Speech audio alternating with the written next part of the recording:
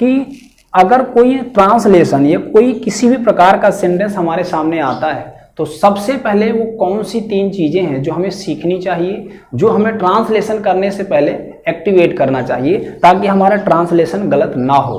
तो आज इस वीडियो लेक्चर में हम लोग यही सारी बातें डिस्कस करने वाले हैं कि आप किसी भी दिए हुए सेंटेंस को कैसे ट्रांसलेट कर रहे हैं, किस प्रकार के नियमों को आपको फॉलो करना है जिससे आपका ट्रांसलेशन बिल्कुल सही हो।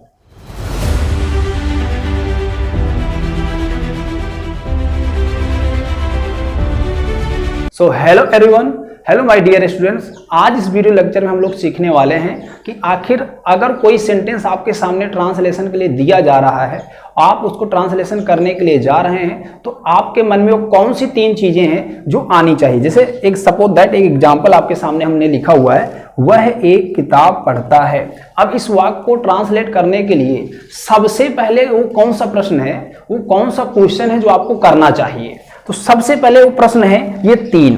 आपको इस ट्रांसलेशन को करने से पहले ये 3 क्वेश्चन अपने आप से करने हैं कि आखिर इस ट्रांसलेशन को हम बिल्कुल करेक्टली एग्जैक्टली कैसे करें, बिल्कुल सही तरीके से कैसे करें। तो इस पूरे सेंटेंस को ट्रांसलेशन करने से पहले हम ये 3 चीजें हमें ध्यान रखनी है। फ्रेंड्स, अगर आप ये 3 बातें फॉलो करते हैं ट्रांसलेशन से पहले, किसी भी वाक्य को, किसी भी टेंस का हो, किसी भी यूज का हो, किसी भी प्रकार का सेंटेंस हो, अगर आप ये 3 बातें फॉलो करते हैं, फाइनली ये आपका सेंटेंस कभी भी रॉन्ग नहीं होने वाला, ये हमेशा आपको काम आएगा। सो अब ये तीनों बातों को हम समझने वाले हैं कि आखिर इस सेंटेंस को ट्रांसलेशन करने से पहले हम कैसे इस वाक्य को सही तरीके से करें। सो गाइस, इस सेंटेंस को देखने से पहले आप ये देखिए कि इस सेंटेंस का जो टेंस है, मतलब कि प्रेजेंट, पास्ट, फ्यूचर, और उसकी जो कैटेगरी है इंडेफिनिट, कंटीन्यूअस, परफेक्ट, किस टेंस पर बेस्ड है।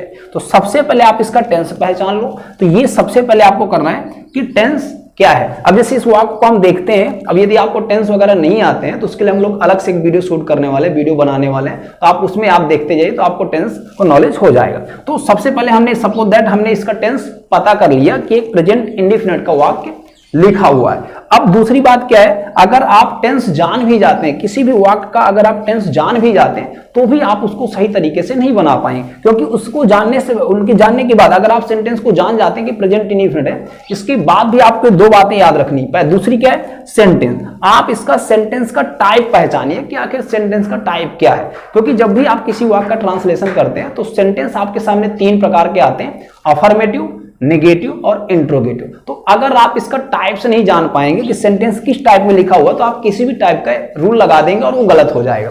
तो आपको याद रखना है कि सेंटेंस किस प्रकार का दिया हुआ है। तो पहले हमने देखा टेंस कौन सा है, प्रेजेंट इंडेफिनिट है।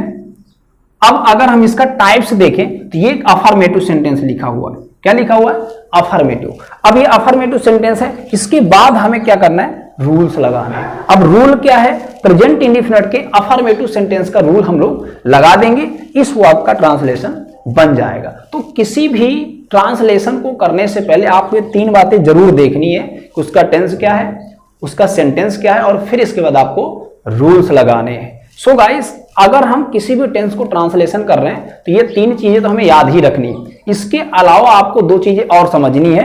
दूसरी बात ये कि अगर आपको सेंटेंस के बारे में नॉलेज नहीं है कि आखिर ट्रांसलेशन जो हम करते हैं, सेंटेंस कितने प्रकार के ऐसे वाक्य हैं जिनका हम लोग ट्रांसलेशन करना है, तो इस वीडियो लेक्चर में हम लोग आगे बात करने वाले हैं कि सेंटेंस कितने प्रकार के होते हैं जो कि ट्रांसलेशन करते समय यूज करना है। वैसे तो सेंटेंस 5 प्रकार के होते हैं, बट आपको ट्रांसलेशन करने के लिए कितने सेंटेंस सीखने हैं, कितने सेंटेंस ऐसे हैं जिनको आपको ट्रांसलेशन में यूज करना है। सो आगे देखते हैं कि आखिर सेंटेंस कितने प्रकार के हैं।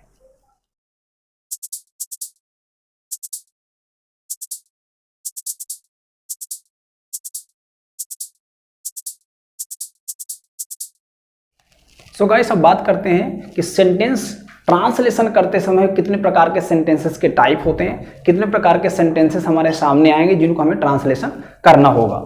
सो गाइस, इसमें हम लोग देखते हैं कि सेंटेंस, जब भी आप किसी भी टेंस की बात करें, किसी भी यूजेस की बात करें, अगर टेंस को ट्रांसलेशन कर रहे हैं, अनुवाद बना रहे हैं, तो वहां पर आपको 3 प्रकार के सेंटेंस नजर आएंगे। जब भी आप ट्रांसलेट करेंगे तो ये 3 तरह के सेंटेंस आपके सामने ट्रांसलेशन के लिए आएंगे।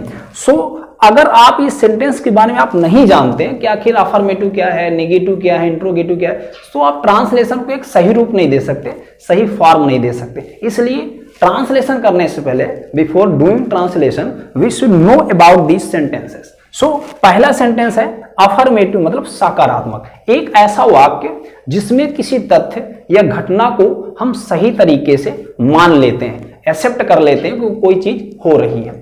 एक ऐसा वाक्य जिसमें हम किसी तथ्य या घटना को नहीं मानते उसको हम नेगेटिव कहते हैं। तो जिस किसी भी सेंटेंस में आपको ऐसा लग रहा है कि हम सत्य फैक्ट को या तथ्य को मान रहे हैं, किसी बात को मान रहे हैं, स्वीकार कर रहे हैं, सो दैट मीन्स वो एक अफर्मेटिव सेंटेंस है।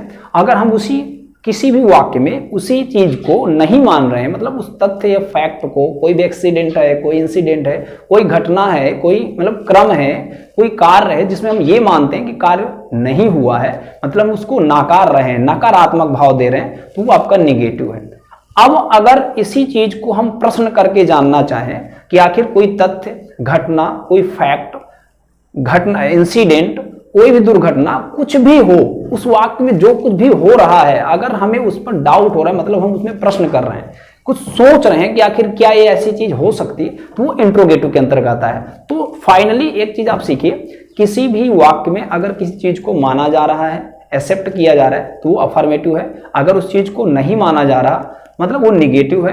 अगर उस चीज को मानने के लिए कोई प्रश्न क्वेश्चन मार्क लगाया जा रहा है, मतलब प्रश्न किया जा रहा है, इंट्रोगेशन दिया जा रहा है, तो वो आपका इंट्रोगेटिव हो जाता है। सो आप जब भी ट्रांसलेशन करेंगे तो आपके तीनों चीजों का सामना करना पड़ेगा, अफर्मेटिव, निगेटिव और इंट्रोगेटिव। तो ये थे आपके 3 प्रकार के सेंटेंसेस जो ट्रांसलेशन करते समय आपको आने चाहिए, आपको सीखना चाहिए ट्रांसलेशन करने से पहले, नहीं तो आपके सारे ट्रांसलेशन गलत हो सकते हैं।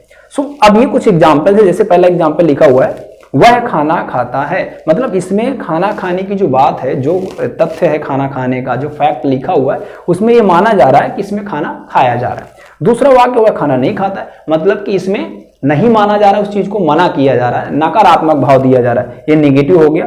अब इसी क्रिया को करने के लिए, इसी फैक्ट को दिखाने के लिए प्रश्न कर दिया गया कि क्या हुआ है, खाना खाता है, मतलब उसमें अभी कंफर्मेशन नहीं है, प्रश्न किया जा रहा है। वह खाना क्यों खाता है, यहां पर भी प्रश्न किया जा रहा है। तो ये वाक्य आपके 3 ही प्रकार के, बट एग्जैक्टली क्या होता है, जो इंट्रोगेशन है इसमें 2 प्रकार के वाक्य हुआ करते हैं। एक ये जो क्या से शुरू होते हैं, मतलब क्या से शुरू होने वाले वाक्यों को एक नाम दिया जाता है जिसको हम लोग कहते हैं यस नो टाइप। क्या कहते हैं, यस नो टाइप क्वेश्चंस होते हैं। इसमें क्या होता है, जब आप किसी भी प्रश्न का प्रश्न करते हैं तो जवाब हमेशा हाँ या फिर ना में होता है, इसलिए हम इनको यस नो टाइप क्वेश्चंस बोलते हैं। तो इंट्रोगेशन 2 प्रकार के हो सकते हैं। अब वह खाना क्यों खाता है, इसको हम लोग बोलते हैं WH टाइप, मतलब कि जब आप किसी भी प्रश्न को कर रहे हैं, किसी भी सेंटेंस में प्रश्न क्रिएट कर रहे हैं, तो वहां पर आप WH टाइप वर्ड को यूज करेंगे। WH टाइप वर्ड का मतलब होता है why, what, when, who, where. इस तरीके से बहुत सारे ऐसे शब्द हैं जिनमें WH का प्रयोग होता है, इसलिए इन सारे इंट्रोगेशन वर्ड, जितने भी इंट्रोगेशन वर्ड हैं, इंट्रोगेटिव वर्ड हैं, उनको यूज करके हमने एक WH टाइप फैमिली बनाई हुई है जो इस प्रकार के सेंटेंसेस में यूज होता है। हो सकता है आप लोग ये जानते हो, why, what, when, who, but यही इंट्रोगेशन है, यही WH टाइप फैमिली है जिनको यूज करके हम इस प्रकार के वाक्यों को बनाते हैं। तो फाइनली ये अफर्मेटिव है, ये निगेटिव है, और ये दोनों इंट्रोगेशन है, लेकिन इंट्रोगेशन में दोनों अलग अलग चीजें, मतलब इंट्रोगेटिव बनाने के लिए यस नो टाइप है और ये WH टाइप। तो ट्रांसलेशन करने से पहले आपको ये सारी चीजें सीखनी है कि अफर्मेटिव क्या है, नेगेटिव क्या है और इंट्रोगेटिव क्या है। किसी भी प्रकार का कोई भी टेंस हो उसमें ये 3 चीजें आपको हमेशा मिलेंगी, अफर्मेटिव, नेगेटिव और इंट्रोगेटिव। सो अब देखते हैं, अब मैं आपको कुछ बेसिक रूल्स बताने वाला हूं जो रूल्स आपको सभी टेंसेस में, सारे यूजेस में काम आएंगे। तो चलिए उस फार्मूलों को, उस रूल्स को हम समझते हैं जो सभी टेंसेस में काम आने वाले हैं। एक बार आपको याद करना है, लाइफ टाइम के लिए आपको सभी टेंसेस में काम आने वाले हैं।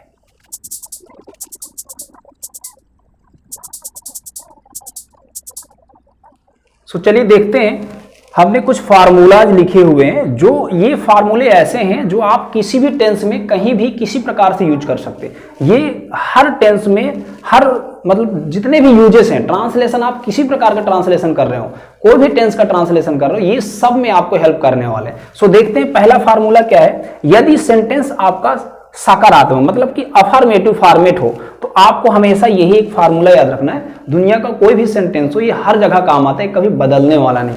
सो पहला फार्मूला क्या है, subject plus helping verb plus main verb plus object plus other word.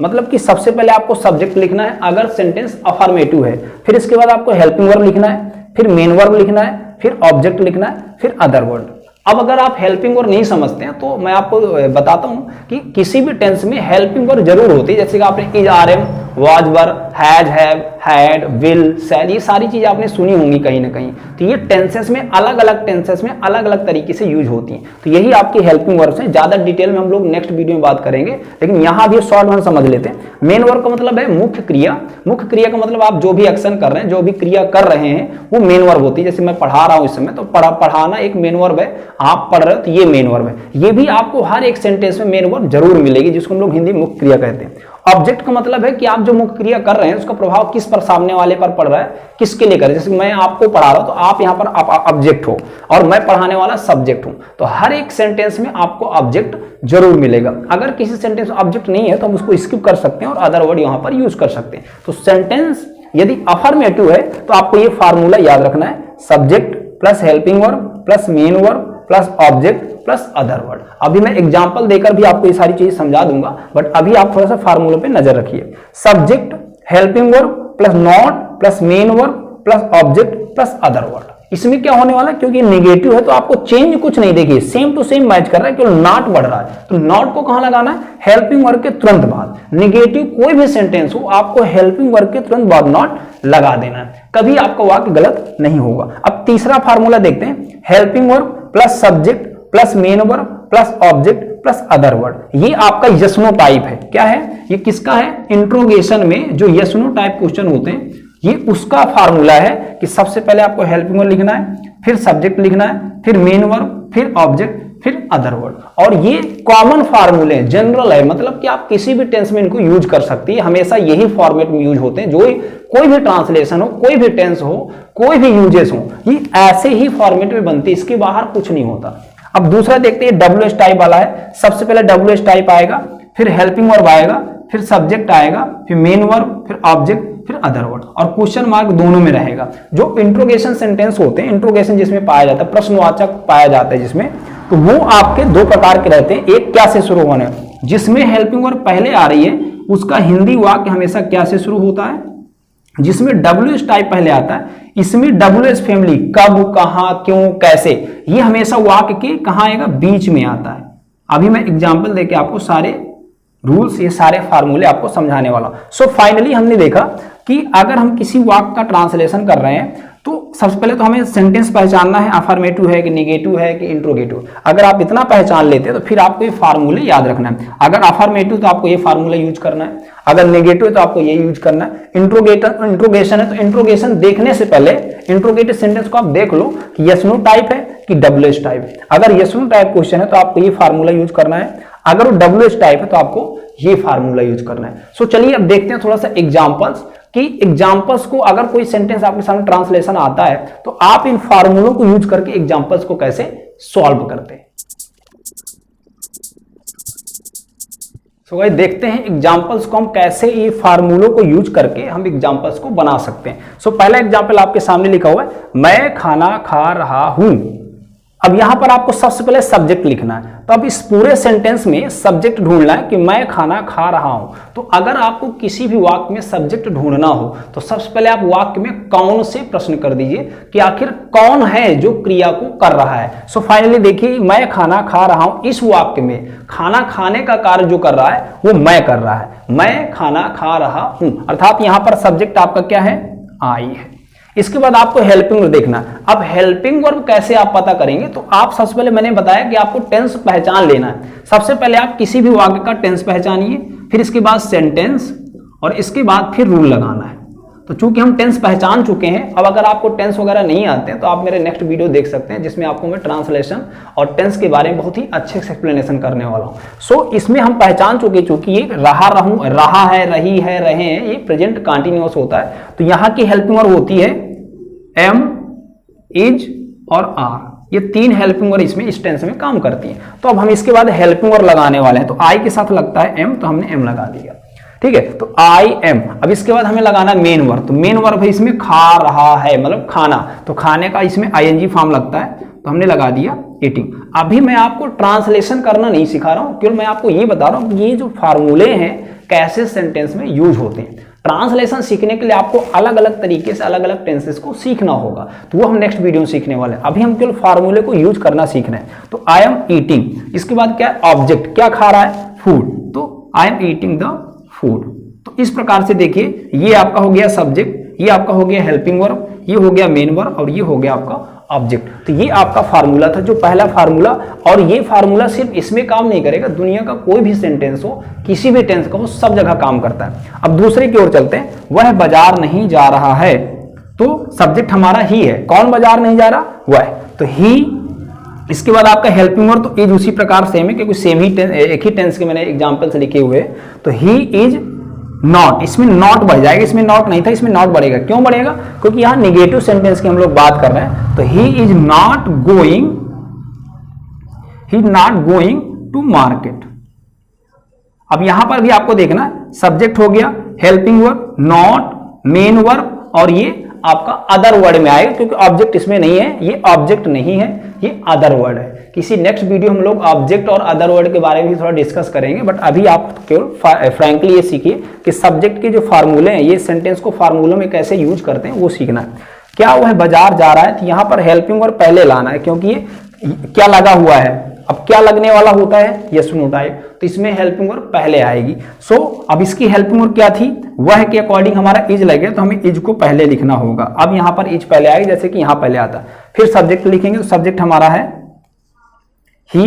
इसके बाद मेन वर्ब लिखेंगे, तो मेन वर्ब है जाना, तो गोइंग टू मार्केट, ये आ गया अदर वर्ड। इसमें ऑब्जेक्ट नहीं था, तो ऑब्जेक्ट की जगह पर हमने अदर वर्ड का यूज किया है। और लास्ट में आपको लगा देना है क्वेश्चन मार्क। तो ये हो गया आपका यस नो टाइप वाला। अब अगर ये डब्ल्यूएच टाइप में आता है, देखिए इस प्रकार से डब्ल्यूएच टाइप वाला होता है, मतलब किसी भी सेंटेंस में अगर बीच में इंट्रोगेशन वर्ड आता है, डब्ल्यूएच टाइप वर्ड यूज हो रहा है, तो मतलब समझ जाए डब्ल्यूएच टाइप है और आपको ये फार्मूला लगाना है। तो सबसे पहले आप इसी शब्द का ही ट्रांसलेशन बनाएंगे। तो जैसे क्यों का मतलब होता है व्हाई, व्हाई मतलब क्यों, तो इसका ट्रांसलेशन हमने व्हाई लिख दिया। अब इसके बाद लगाना हमें हेल्पिंग वर्ब, तो हेल्पिंग क्या लेने वाले हैं, इज, क्योंकि हमारा सब्जेक्ट ही है, तो ही सिंगुलर के अकॉर्डिंग इज लग जाएगा। Why is he going to market.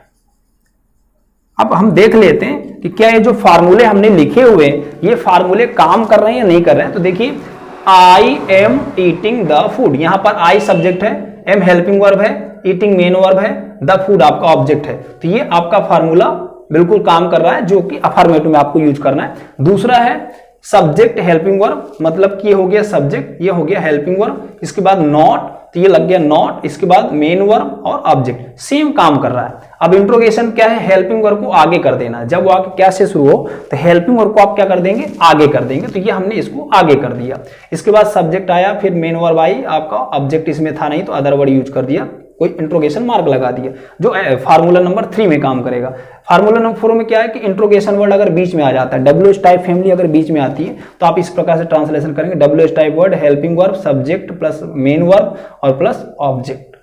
तो ये थे कुछ बेसिक चीजें जो हमें ट्रांसलेशन करने से पहले सीखना चाहिए। अगर आप डायरेक्टली ट्रांसलेशन की ओर जा रहे हैं तो आपसे मिस्टेक्स हो जाएंगे, क्योंकि आप ये सारी चीजें नहीं जानते। सो आज इस वीडियो लेक्चर हमने क्या सीखा, एक रिकैप समझ रहे हैं। तो सबसे पहले हमने सीखा कि वो कौन सी 3 चीजें हैं जो हमें ट्रांसलेशन करने से पहले सीखना चाहिए। तो वो 3 चीजें हैं, टेंस, सेंटेंस एंड रूल। मतलब सबसे पहले आप किसी भी अगर हिंदी वाक्य का ट्रांसलेशन आपके सामने आता है, आपके सामने कोई भी हिंदी वाक्य आ रहा है, तो सबसे पहले आप उसका टेंस पहचान लो, इसके बाद आपको पहचानना है उसका सेंटेंस, इसके बाद उसमें आपको लगाना है रूल, कि कौन सा टेंस है और उसका कौन सा सेंटेंस है, उसका रूल क्या होता है वो आप लगा दीजिए, उसमें नियम क्या लगेगा, कौन सा फार्मूला यूज करेंगे, तो आपको ये लगाना है। इसके बाद हमने सीखा कि आखिर जो सेंटेंस है वो कितने प्रकार के होते हैं, जो हमें ट्रांसलेशन करते समय सीखने होते हैं। जो ट्रांसलेशन हम करेंगे तो हमारे सामने कितने प्रकार के सेंटेंस आएंगे जिनका हमें ट्रांसलेशन करना है। तो 3 प्रकार के सेंटेंस आने वाले हैं, अफर्मेटिव, नेगेटिव और इंट्रोगेटिव। अफर्मेटिव मतलब है जिसमें आप किसी बात को मानते हैं, मतलब किसी तथ्य घटना को आप स्वीकार कर रहे हैं तो वो अफर्मेटिव है। अगर उसी बात को आप मना कर रहे हैं, नहीं मानते हैं, किसी भी बात को आप नहीं मान रहे, जो एक्शन, जो क्रिया, जो तथ्य, जो घटना हो रही है उसको आप नहीं मान रहे हैं तो वो आपका निगेटिव है। अब अगर आप इन चीजों को मानने के लिए प्रश्न कर रहे हैं, आपको डाउट हो रहा है कि क्या ऐसा हो सकता है, अगर ऐसा हुआ तो क्यों हुआ, तो अगर आप प्रश्न कर रहे हैं तो आपका इंट्रोगेशन में। और इंट्रोगेशन दो प्रकार से कर सकते हैं, इंट्रोगेटिव फॉर्म को हम दो प्रकार से कर सकते हैं। पहला तो यही यस नो टाइप जिसको हमने बताया, वाक्य क्या से शुरू होगा, हेल्पिंग वर्ब पहले आएगी ट्रांसलेशन करते समय। और दूसरा है WH टाइप फैमिली जिसमें आप WH टाइप वर्ड को सबसे पहले लिखते हैं। तो ये था हमारा तीसरा पॉइंट। अब जो हमने चौथा पॉइंट सीखा इस वीडियो में कि जो फार्मूले होते हैं जो आप अफर्मेटिव, नेगेटिव, इंट्रोगेटिव बनाते हैं, तो ये कोई भी ट्रांसलेशन हो, कोई भी टेंस हो, सभी में सेम ही होते हैं, बस आपको एक बार याद करना है। तो अफर्मेटिव का फार्मूला हमने सीखा, subject, helping verb, main verb, object plus other word. अगर निगेटिव है तो सेम रहेगा, केवल हेल्पिंग वर्ब के बाद नॉट ऐड हो जाएगा। तो subject, helping verb, not, main verb और ऑब्जेक्ट। अब जो तीसरी बात है इंट्रोगेशन की, तो सबसे पहले अगर इंट्रोगेशन क्या वाला है तो सबसे पहले क्या आ जाएगा, हेल्पिंग वर्ब जो हमने बताया हुआ है, सब्जेक्ट, फिर मेन वर्ब, फिर ऑब्जेक्ट, फिर अदर वर्ड। अगर वो WH टाइप फैमिली का है तो सबसे पहले WH टाइप वर्ड आ जाएगा, हेल्पिंग वर्ब आ जाएगी, फिर सब्जेक्ट, फिर मेन वर्ब, फिर ऑब्जेक्ट, फिर अदर वर्ड। सो फाइनली इस वीडियो में हमने बहुत सारी बातें सीख ली। मिलते हैं अब नेक्स्ट वीडियो में कुछ नए कॉन्सेप्ट, नए एक्सप्लेनेशन और नए नॉलेज के साथ। So take care, good bye.